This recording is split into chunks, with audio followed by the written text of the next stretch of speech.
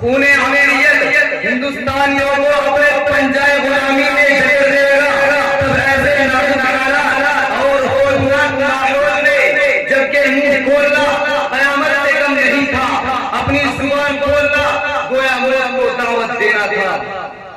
اس وقت کے سب سے بڑے عالم دین امیر المحدثین حضرت شاہ عبد العزیز محدث دہلوی رحمۃ اللہ علیہ نے انگریزوں کے خلاف جہاد کا فتویٰ جاری کیا.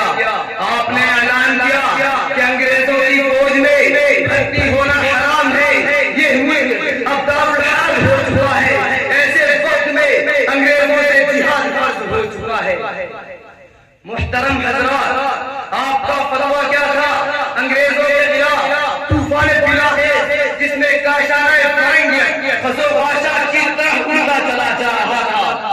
انگریزوں کے خلاف کھلم کھلا جنگ شروع ہو گئی. مسلمان میدان جہاد میں ٹوٹ پڑے اور انگریزوں سے دو بدو اور انہوں نے سامنے کی ایسی جنگ لڑی کہ ان کے جھٹکے چھوٹ گئے. ناچار انگریزوں کو قدم پیچھے ہٹانا پڑا.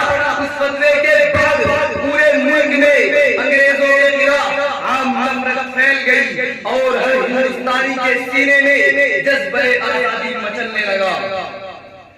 سن 1857 عیسوی کی جنگ آزادی سب سے مشہور اور خوفناک ہے, جس میں انگریزوں کے ظلم و ستم کی انتہا ہو گئی تھی.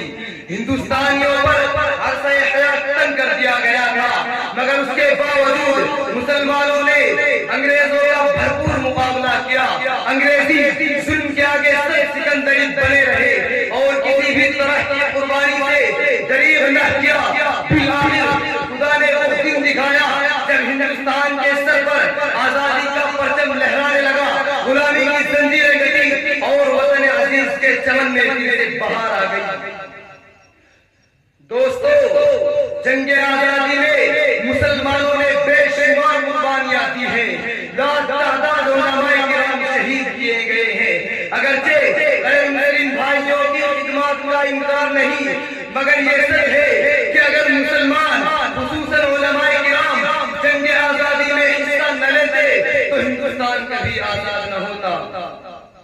آج ہندوستان کی تاریخ کو مسخ کر کے پیش کیا جا رہا ہے. مسلمانوں کی قربانیوں اور علماء کرام کی محنتوں کو فراموش کیا جا رہا ہے.